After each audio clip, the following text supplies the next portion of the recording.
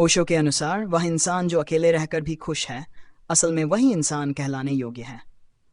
ये कथन गहरे अर्थ और आध्यात्मिकता से भरा हुआ है। ओशो का मानना है कि असली खुशी और शांति बाहरी चीज़ों, लोगों या परिस्थितियों से नहीं आती, बल्कि वह हमारे भीतर से ही उत्पन्न होती है। उन्होंने कहा कि जो व्यक्ति अकेले में खुश रह सकता है, वह सच्चे अर्थों में स्वतंत्र और आत्मनिर्भर होता है। इसके पीछे कुछ महत्वपूर्ण बातें हैं जो ओशो ने अपने प्रवचनों में समझाई हैं।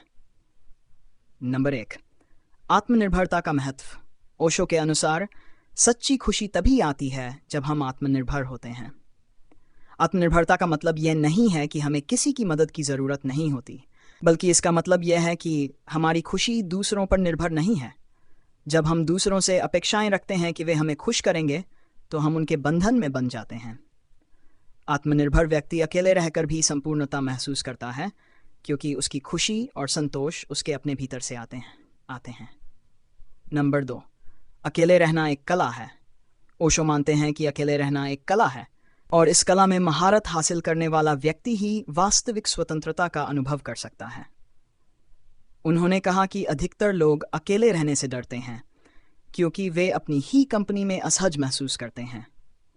लेकिन जो व्यक्ति अकेले रहना सीख जाता है, वह अपने साथ समय बिताने की कला में माहिर हो जाता है।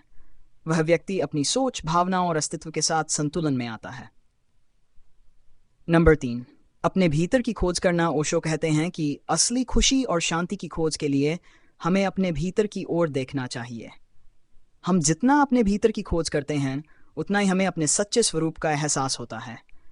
उन्होंने कहा कि अकेले में रहने का मतलब है अपने अस्तित्व के साथ एक होना, अपने विचारों और भावनाओं का अवलोकन करना और अपने अंदर की गहराई को समझना। यही आत्मज्ञान की ओर पहला कदम है।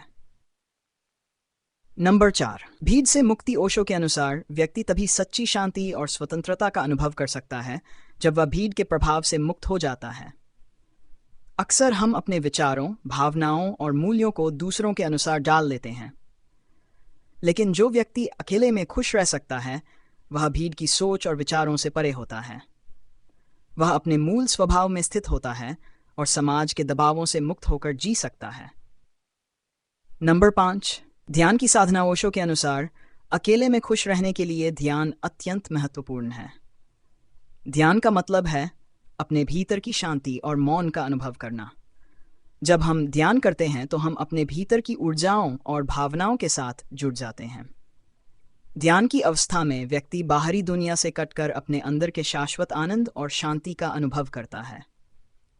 ध्यान व्यक्ति को सच्ची स्वतंत्रता की ओर ले जाता है, जहां उसे किसी बाहरी कारण की आवश्यकता नहीं होती है।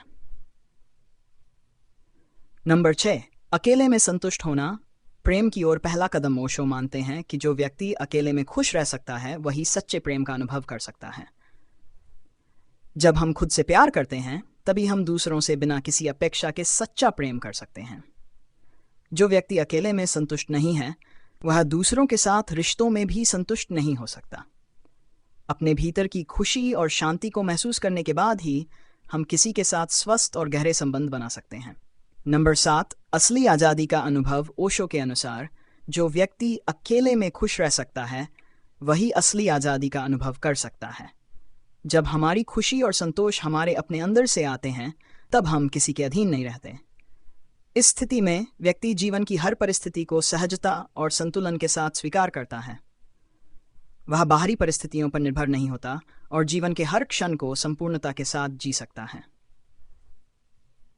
नंबर 8, भय से मुक्त होना। अकेले में खुश रहने का अर्थ है कि व्यक्ति अपने भीतर के सभी भयों से मुक्त हो गया है।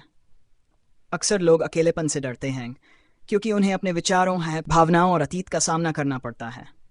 लेकिन जो व्यक्ति अपने भय का सामना करने के बाद भी खुश रह सकता है, वह आत्मनिर्भर हो जाता है।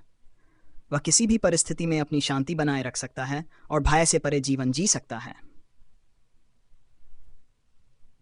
नंबर 9, स्वयं की पहचान से जुड़ना। ओशो के अनुसार अकेले में खुश रहना तभी संभव है जब हम अपनी वास्तविक पहचान को समझ लें। अक्सर हम अपने आप को बाहरी पहचान और सामाजिक मान्यताओं के आधार पर देखते हैं, लेकिन सच्ची खुशी का अनुभव तभी होता है जब हम अपनी आत्मा की पहचान से जुड़ते हैं। यह पहचान हमारे अस्तित्व की सच्चाई होती है, जो हमें अपने भीतर की ओर ले जाती है और हमें वास्तविक खुशी, खुशियाँ और शांति का एहसास कराती है। नंबर 10, संपूर्णता का एहसास। ओशो का मानना है कि अकेले में खुश रहने वाला व्यक्ति संपूर्णता का एहसास करता है। यह एहसास उसे ये बताता है कि वह अपने आप में पूर्ण है और उसे किसी बाहरी चीज़ या व्यक्ति की आवश्यकता नहीं है। वह व्यक्ति अपने अस्तित्व में संपूर्णता का अनुभव करता है और इसे ही असली जीवन का सार मानता है। ओशो के अनुसार अकेले में खुश रहना एक अत्यंत उच्च अवस्था है, जो सच्चे आत्मबोध और संतोष का प्रतीक है। यह व्यक्ति को आत्मनिर्भर, शांत और स्वतंत्र बनाता है। जो व्यक्ति अकेले में खुश रह सकता है, वह न केवल स्वयं में बल्कि अपने आसपास की दुनिया में भी संतुलन बनाए रख सकता है।